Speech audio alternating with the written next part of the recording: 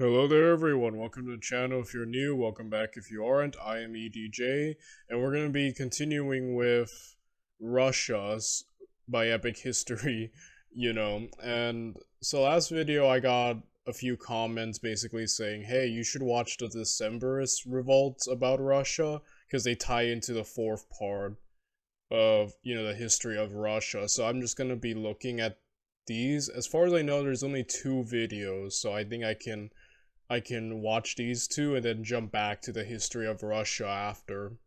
So, yeah, I don't really know much about this, so let's just get right into it and just learn already.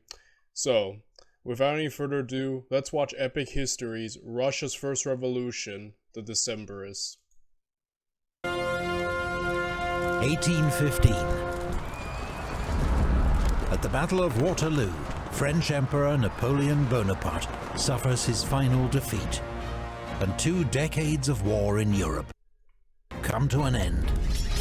The victorious powers, led by Austria, Britain, Prussia, and Russia, meet at Vienna to decide the fate of Europe. The frontiers of nations and empires are redrawn, while Emperor Alexander of Russia adds King of Poland to his list of titles. He also oversees creation of a Holy Alliance to ensure that the Holy Alliance was to basically keep revolutions down, right? Which is funny because, the revolutions of 1848, I think. We covered it on this channel. But, yeah, more revolutions just kind of happen. So, yeah, in a weird way, the first French Revolution, though I make fun of it, as a failed revolution in a sense that, we toppled monarchies only to get an empire, and then to lose the empire, and to get a monarchy back. And as we know, the French had several more revolutions, but its impact really did change the world, I think, and gave way to rise to a lot of other revolutions. So the first French Revolution, yeah, it just has a very lasting impact on just the world, that no more revolutions threaten Europe's established order.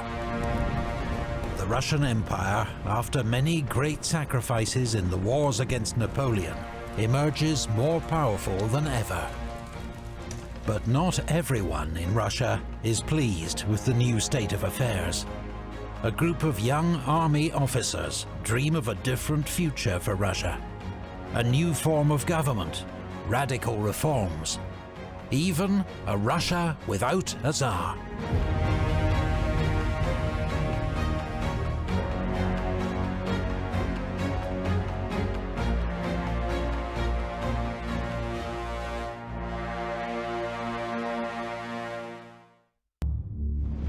In 1812, Napoleon had invaded Russia with the largest army Europe had ever seen. It was a defining moment in his reign, but he underestimated Russian resolve. 4 months later, the remnants of his army began its infamous retreat from Moscow. The Russian army and its coalition allies then drove Napoleon's forces back across Europe, fighting giant battles in Germany, and finally arriving in the streets of Paris itself. Napoleon's abdication was a moment of triumph for Emperor Alexander and for Russia. For many young Russian officers, it was also an eye-opening experience. Imperial Russia was an autocracy, ruled by an emperor with no checks upon his power. There was no political opposition or constitution. There was no freedom of speech or right to trial.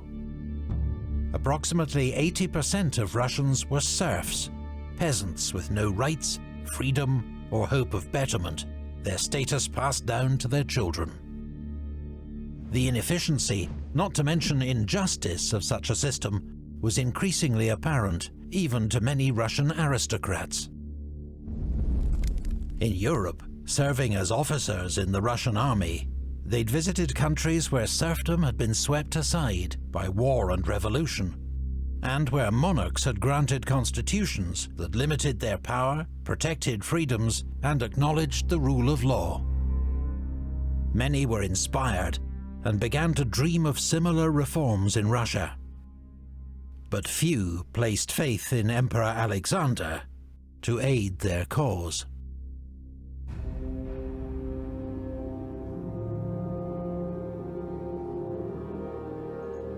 Yeah, that's the thing about monarchs and monarchies, you know, as time progressed, people just decided, you know what, why should one person just have unlimited power, right? And, you know, like, there came the rise of constitutional monarchies, and, you know, there being some sort of check to the power of the king, even, like, with Parliament in the UK, you know, so... Yeah, that's the thing. Absolute monarchy is kind of like a rare thing now, and, you know, basically kind of died off. And you can see it, right? Like, the people are like, hey, we kind of want things to change, right? And yeah, that's the kind of the thing. I think on paper, being a king, even at the time of absolute monarchies, just sounded great on paper, right? Like, you obviously get a lot of more privileges, a lot more, you know, power. It's all fine and dandy, but also I think the thing about it is that, you know, maybe there might be a time where a monarch could get away, even several monarchs or several generations can get away with, you know, not treating their peasants or population well, but there's always going to be a breaking point. You know, there's always going to be a time where a monarch is overthrown or threatened. You know, you kind of see it a lot in, like, with Chinese history, right? Like, usually an emperor will kind of become decadent, kind of wicked, and then eventually he'll be overthrown. Like, in a weird way, the power always comes back to the people. There'll always kind of, I think, be a point where the people will be like, okay, we want something to change. And as we've seen with revolutions and stuff, it'll happen. Like, a monarch, I think the first place, most important thing of a monarch is keeping the people happy, right? Keeping the army on your side also. You know, you kind of have to at least be somewhat well, because eventually you'll, if you do bad enough, either you or your dynasty, your line will just be destroyed, right? And, yeah, it is kind of a bit reassuring. At the end, there's always a breaking point, and the people, if unified to rise up for the betterment, can overthrow even a monarch or a dynasty or an emperor. So, yeah, as we've seen many times through history, through many different countries and places in the world. Okay, you always want to teach me, but I am the emperor, and I desire this and nothing else. Oh boy, Alexander, thank you. Thank you for those of you who blessed me. Boy, Alexander was an interesting character, wasn't he? Like, I'm thinking of, like, Historia Civilis's, you know, Congress of Vienna, where Alexander was acting beyond erratic, jumping all over the place, not giving people straight answers, casually threatening to declare war, and duels with, like, other diplomats. Just, like, comes across as a very erratic, a little unhinged, at least from what I'm seeing, though not an idiot. Like I've said, Tsar Alexander was not an idiot, in my opinion. Like, he got a lot out of it from the Napoleonic Wars and after. Like, you know, with Poland and stuff, he, you know, like, a bit unhinged, but like I said, in a weird way, a very smart man in his own right. Like, I don't know, it's interesting, you know, it's an interesting, like, he's a very interesting character.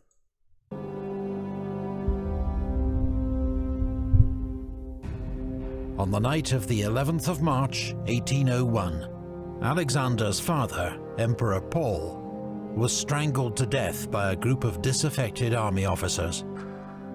Alexander succeeded to the throne, aged just 23.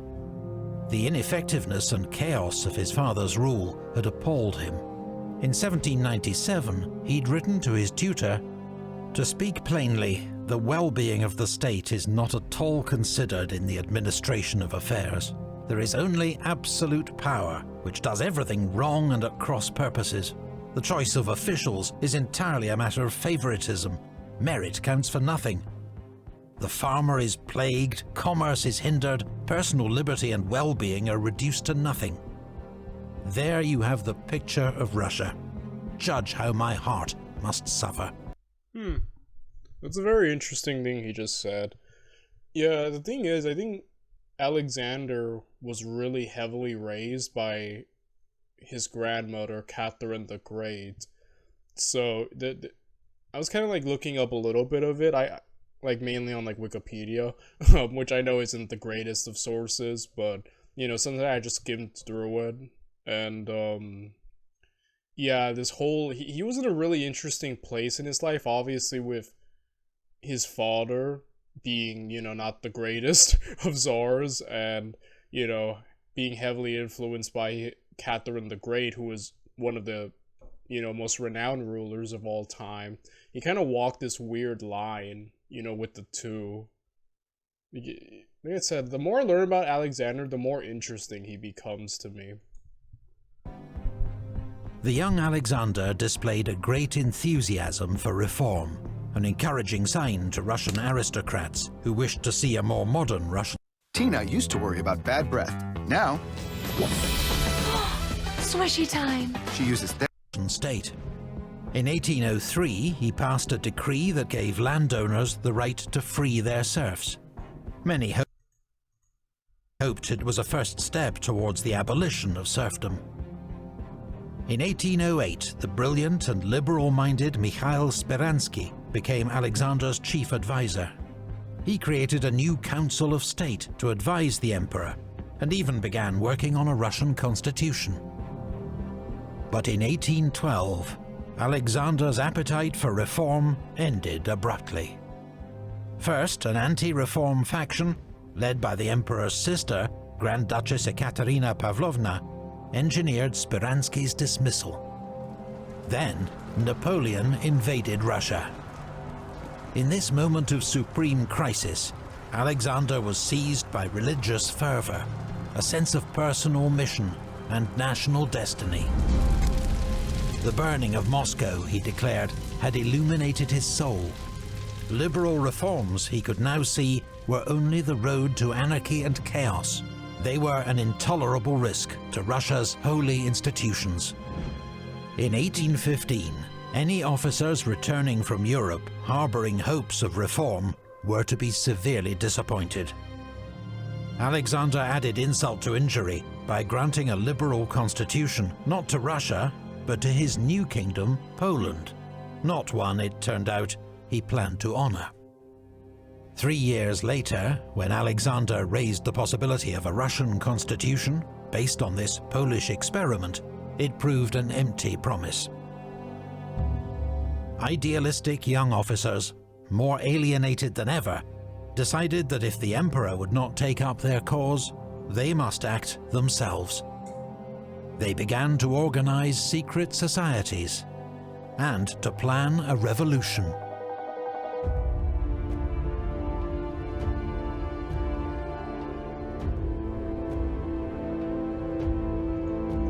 We do not fear death on the battlefield, but we are afraid to speak out in favor of justice.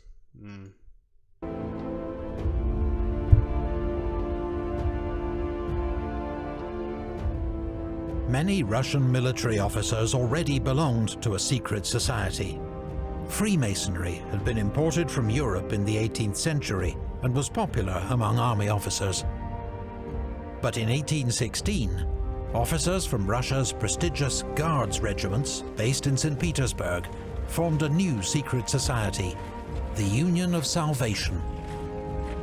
4 of its founding members would play a leading role in a revolutionary movement that became known as the Decembrists.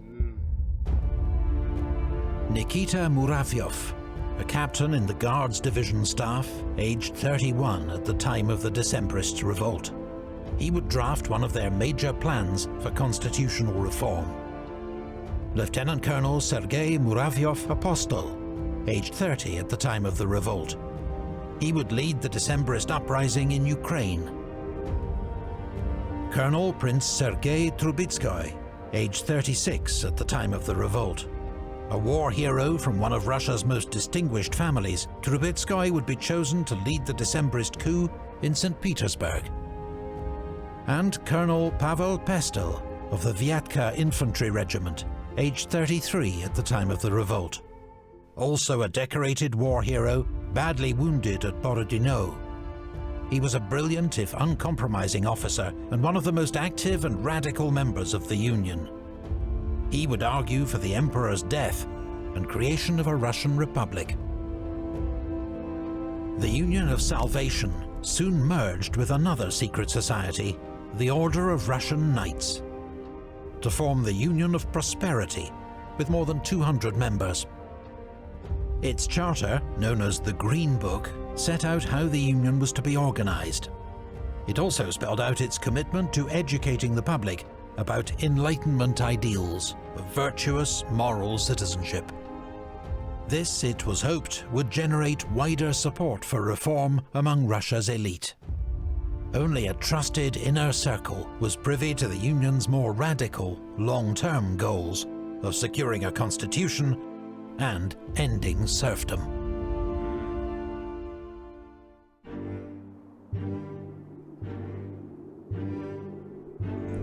Yeah, so from what I know of hindsight, serfdom wasn't abolished until I think the grandfather of the last Tsar of Russia, Tsar Nicholas.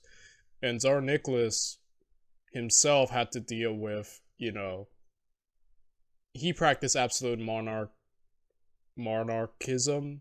So I'm getting the impression that this failed, though I'm wondering if it left a lasting impact on just things going forward, Alright.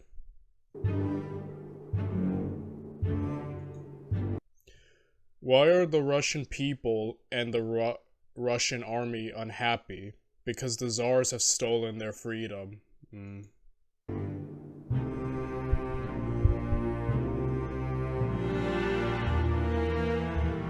The leaders of the Union of Prosperity were wise to be wary. Alexander had tightened censorship laws, while allies kept him informed about Russia's supposedly secret societies. For the moment, he tolerated them, telling one courtier, "You, who have served me since the beginning of my reign, know that I have shared and encouraged all these dreams and delusions. It is not for me to be strict." His new closest advisor, General Alexei Arakcheyev, felt no such restraint. Arakcheyev had masterminded the organization of Russian artillery during the Napoleonic Wars, and was famed for ruthless efficiency, a violent temper, and absolute loyalty to the Emperor. He loathed almost anything to do with Western Europe. "You don't get things done by talking softly in French," he once remarked. Arakcheyev was put in charge of the Emperor's latest idea, the so-called military settlements. The plan was to cut the cost of Russia's huge army by having soldiers and serfs live side by side in new villages organized like military camps, with strict discipline. It was a harsh policy, even by the standards of Russian autocracy, and led to misery, riots, and rising resentment against the regime. Arakcheyev also enforced strict new standards of discipline and conduct in the army. The soldiers who had defeated Napoleon were now subjected to endless parades and inspections. Small infractions were brutally punished. Officers who spoke out on behalf of their men were dismissed. In 1820, a protest by the Semyonovsky Life Guard Regiment, one of the army's senior units, led to even more savage punishments. To the Decembrist leaders, it proved that even elite regiments had fallen out of love with the regime. They themselves would be acting in a strong Russian tradition of palace coups led by army officers to secure dynastic and political change. The crucial task was to be ready when the moment came.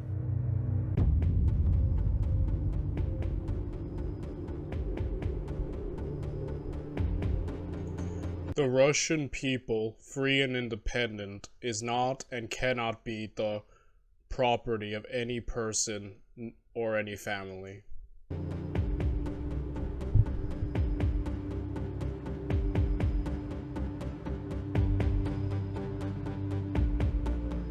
By 1821, the number of new members joining the Union of Prosperity made its founders suspicious of infiltration and discovery. So they dissolved the Union. Its most trusted and committed members formed two new groups, each with around 20 to 30 members. The Northern Society was based in the Russian capital, St. Petersburg, and was initially the more moderate organization. The more radical Southern Society was based in Tulchin, Ukraine, where several Decembrist officers were stationed with their regiments. Both societies spent their time holding secret meetings at the apartments of their members.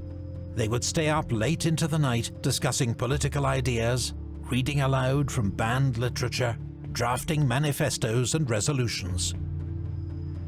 The Northern Society adopted a draft constitution by Nikita Muravyov as its aims. His moderate document would Play War Thunder now.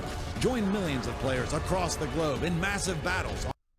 make Russia a constitutional monarchy, but was otherwise heavily influenced by the US Constitution of 1787. He too called for a division of power between executive, legislature and judiciary, with each imposing checks and balances on the others. The executive was the emperor, supreme official of the Russian government, who would command the armed forces, lead foreign policy, and had the power to veto legislation. Yeah, okay. So we're getting into this. Yeah, basically, executive, legislature, judiciary. Yeah, it's interesting to see that America, especially a young America, you know, at this point, has any influence, you know, in, like, mainland Europe. Like,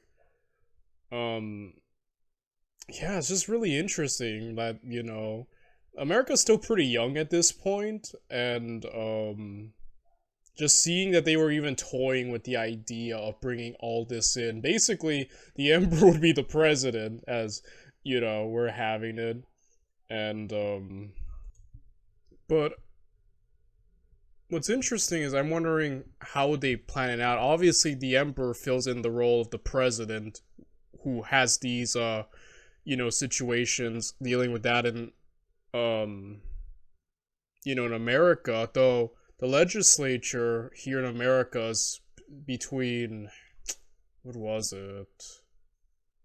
The House of Representatives and the Senate, I believe. That's where the legislature fall here in America. And the judiciary is the Supreme Court and other federal courts. So, okay, yeah, sorry, I had to double check. Yeah, House of Representatives and the Senate. Just to make sure, because even when I get things right on this channel, I always feel like I'm double guessing myself, because if I say one thing, I'm gonna get jumped in the comments. It's happened before. So, like, sometimes I have to be very careful. But yeah, like I said, House of Representatives and the Senate or fall under the legislature, and judiciary at the Supreme Court and other federal courts. So it seems like his plan, okay, we haven't seen him fully play it out, but, like, I'm kind of wondering now that I'm talking about something that I'm aware of, like, how it works here in America. So yeah, essentially, let's see how it plays out. The legislature, a people's Vyeche, or assembly, composed of a Supreme Duma, or Senate, and a House of Representatives. Okay, so he's just gonna be like, hey, let's just do what America's doing. Like I said, it's so interesting to see an influence of a young America. Like, America isn't the superpower that we kind of associate with, like, now, you know? So like I said, but it is cool because, like, America did have some influence, you know? Like, even in the French Revolution, like, Thomas Jefferson was a huge French lover. He loved the French. And he even had a hand to play in their constitution, in the writing of it, or influence, if I remember correctly. So, yeah, again, like, there is some things, I don't know, I just find that very interesting. And he's like, hey, let's just do what America's doing, you know? Serfdom would be abolished, and there would be equality before the law. The right to vote would be restricted to those who owned a certain amount of property, thus excluding the very poorest Russians. The Russian Empire was also to become a federal state of 15 regions, each with their own executives and assemblies. However, in 1823, a new member would take the Northern Society in a much more radical direction. 27-year-old Kondraty Ryliev was another war veteran and a famous poet. He was passionate, eloquent, and devoted to the cause of revolution. He was known for his satire of the hated General Arakchev, secretly circulating amongst Russian liberals. All fear, tyrant, for evil and treachery, thou shalt be condemned by thy posterity.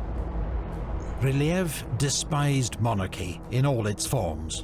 It's always the youth that played the largest role in revolution. You know, like he mentioned, that man's 27, and so far the age range is 20 to 30s, you know, and yeah, it's always the, like, youth plays a huge part because, you know, kind of younger generations want to do something different, you know, break away from older ones, so it's always interesting to see, you know, like, I think, like, the French Revolution, like, Saint Just, you know, the Angel of Death was a pretty young man himself in his, like, mid to late 20s, so, yeah, it's always cool to see that that's kind of a thing with revolution. There's always kind of a youth aspect to it, win the youth, right? And a desire to change the way of the older way of things. There are no good governments in the world, except in America, he declared. As an American, I love my country, guys. But I'll be the first to say we're not perfect. I'm still happy to be here. I wouldn't give it up for the world, but, you know, we still have our kings here in America. But I do like the fact that none of us Americans respect our leaders. Like, we make fun of a lot of our leaders, like, especially with the current political landscape. Like, right now it's Donald Trump versus, you know, Kamala Harris. And I strain from talking about modern events, but, you know, because obviously that's going to ignite a lot of conflict. Like, heck, I got people jumping on me over my opinions about frickin' Napoleonic era things. Like, can you imagine if I started talking about modern politics? Oh my goodness. Like, I'm gonna lose, like, so many subscribers and get a lot of hate. Be like, hey, idiot, you know. But I will say, I do like the fact that we don't like, most of us here just don't respect our presidents and kind of make fun of them and are just allowed to do that. But like I said, I love our country, but we're kind of a mess here also in politics, and we've always kind of been, even in older days, you know. Proved a highly influential figure, and soon a radical wing of the Northern Society formed around him, taking up his argument for a republican revolution. A friend described a meeting at his apartment around this time. There must have been more than a dozen people in the room, but at first I could not distinguish anything because of the dense blue haze of pipe and cigar smoke. They were sprawling on sofas and on the deep windowsills. Young Alexander Odayevsky and Bestujev sat cross-legged, Turkish fashion, on a Persian carpet. An intense youth with a pale complexion and prominent forehead lifts a glass. Death to the Tsar! The toast is received with emotion. Ryliev's jet-black eyes light up with an inner flame. They sing to the death of the Tsar. The rhythmic chant flows through the open windows for all to hear.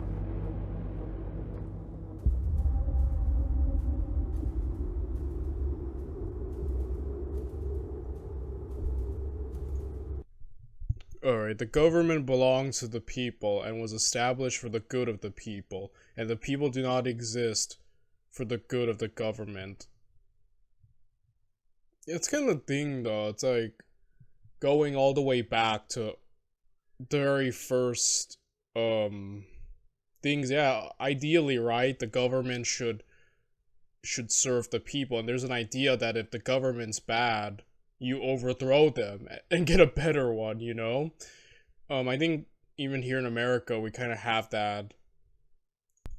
Never mind, forget what I was saying. But, yeah, I have to be really careful about what I talk, and especially in regards to politics. But, you know, ideally, like, you know, most people would be like, hey, if a government becomes tyrannical, right? And like I mentioned earlier, like, we've seen it before, like, eventually a tyrannical government will go down if, like, it's bad, right? And eventually gets replaced, and you kind of see that cycle a lot in history, where it's like, okay, the people are not happy with the way things are going. Eventually, there's a boiling point, and then revolution happens. Sometimes you get a much better government, other times you kind of perhaps get an even more tyrannical one, or kind of you get a new one, it starts out well, and then slowly decrease, like, the values. Is just kind of this thing, you know, this trend you see a lot. So, but ideally, right, I think most people would be like, yeah, the government should be there to help the people, you know, for the betterment of the people. And yeah, I agree with that. Yeah, you know, the government should be to help us. Fortunately, that's not really the reality a lot of the time.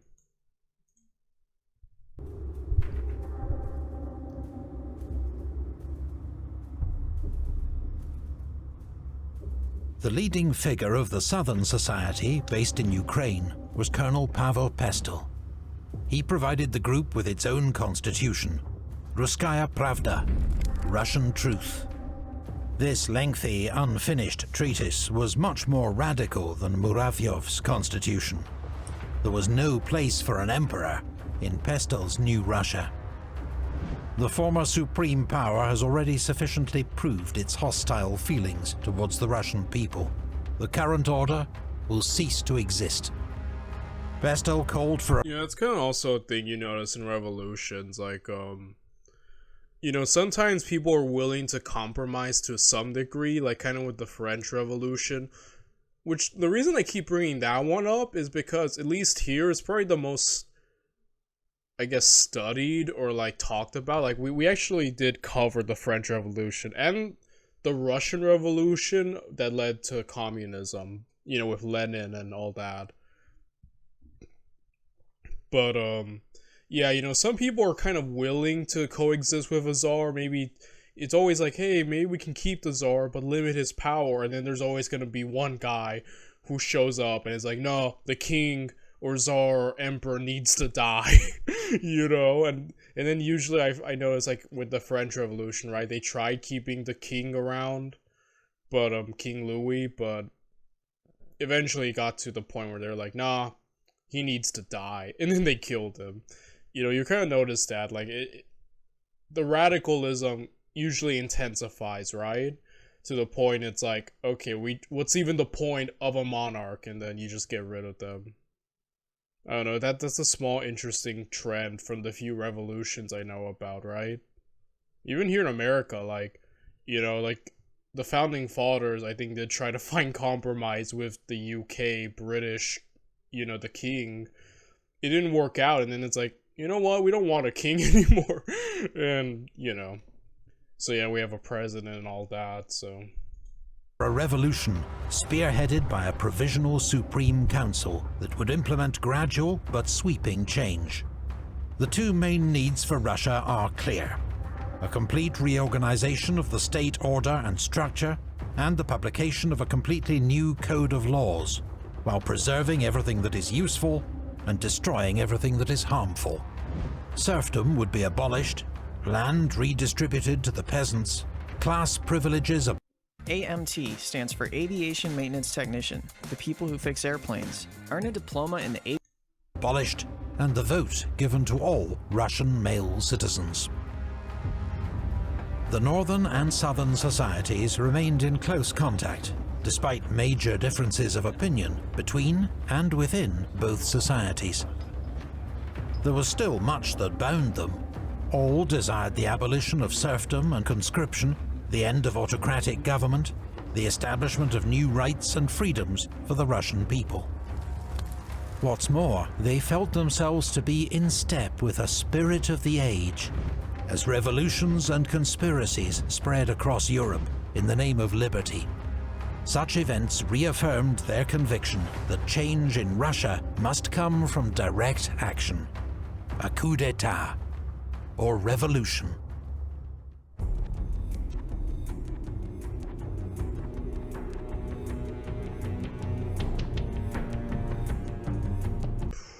Dang. On the 14th, I will be Emperor or dead. Grand Duke Nicholas.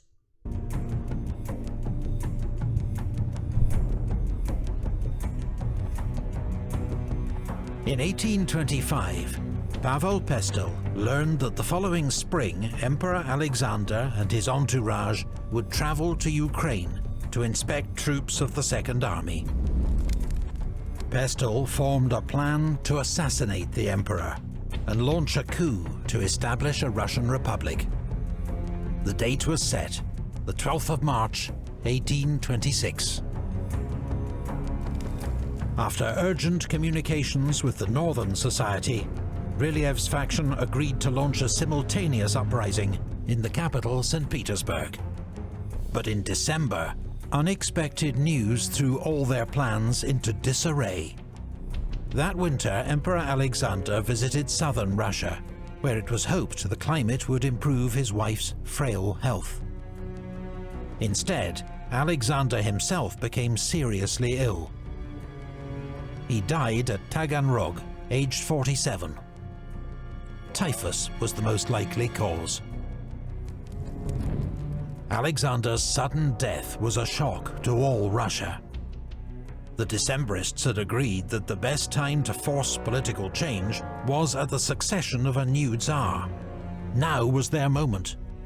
But no one was quite sure. Dang, that's interesting. Yeah, he went out young, 47. Like, I think dying, I think if you're gonna, I mean, obviously, you know, lifespans have been different throughout history. But yeah, like, I feel like 47 is just so young to go, but yeah, I'm wondering that they were trying to, I did not know there was so much going on with Tsar Alexander, you know, especially in, like, the discontentment. It's interesting because his dad was killed, and it's like, if he had lived longer, like, they would have probably tried to kill him again down the line, and, like, I wonder if that would have even worked. Like, man, there's a lot, you know.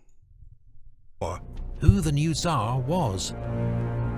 Alexander had died without legitimate offspring. By the law of succession, he should have been succeeded by the eldest of his younger brothers, Grand Duke Constantine. But Constantine was terrified at the prospect of becoming emperor. "I will be strangled, just as my father was strangled," he would say when the subject came up. So 3 years before his death, Alexander signed a secret document making his younger brother, Grand Duke Nicholas, his heir. But when Alexander suddenly died, the new order of succession was still secret, known only to a few members of the imperial family. All of Russia assumed Constantine was their new emperor. Patriarchs, politicians, and troops swore new oaths of loyalty. Even Grand Duke Nicholas swore an oath, judging it better to observe the usual customs until Alexander's secret document could be made public. But Constantine, based in Warsaw in his role as commander-in-chief of the Polish army, had no intention of taking the throne. Nicholas urged his brother to come to St. Petersburg and publicly renounce the throne to end the confusion. Constantine refused. "I cannot accept your request to come to St. Petersburg and warn you that I shall move even further away unless everything is settled in accordance with the will of our late sovereign." Meanwhile, the Decembrists in St. Petersburg were meeting daily. They had been caught off guard by Alexander's death. but the chaos of the interregnum provides perfect cover for them. They recruit more officers to their cause, sound out the rank and file, work out who can be relied on and who cannot. Ryleyev works without pause.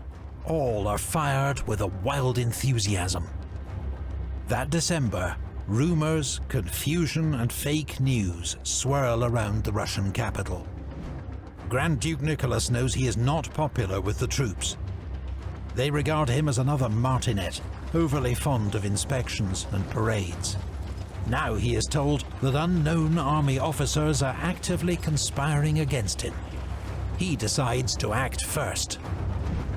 In the early hours of the 14th of December, 1825, Nicholas declares himself Emperor of Russia. He will require an oath of loyalty that morning from all officials and troops in St. Petersburg. The Decembrists know that if the troops swear that oath, their cause is lost. There might not be another opportunity like this in decades. The 14th of December becomes do or die for the revolutionaries.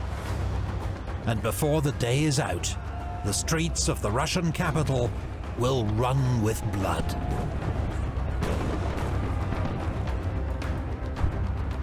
Thank you to all the epic... Like I said, I'm not that familiar with this revolution, so this was very enlightening. I really enjoyed this one.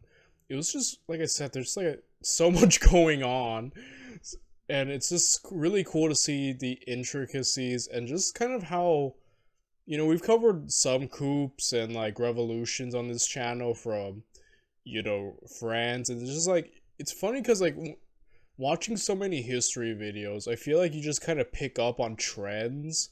You pick up on like, oh yeah, a lot of things happen in revolutions, same things. It's almost like the same story, like, you know, history repeats, as they say.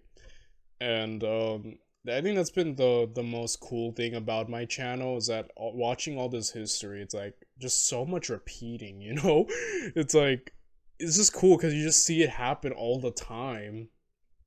And like I said, like I did not know, like, we've kind of been weirdly putting together the life of Tsar Alexander on this channel. You know, we kind of covered the Napoleonic era through epic history and Tsar Alexander's early involvement, and then we covered the Congress of Vienna, where Tsar Alexander is just all over the place. He's unhinged, but we see him get his way, at least in regards to getting Poland under his thumb. And now we kind of see this in like his later half of his reign after Congress of Vienna. So it's like weird because I put together this puzzle of Tsar Alexander, and it was a really interesting life and a very interesting Tsar he is. Very interesting time, like, he ruled, and I was not expecting so much Tsar Alexander on this video, but it's a welcome surprise. And I know there's a second part to this, so I'm going to be jumping towards that. I will be seeing you guys in the next one. Bye, everyone.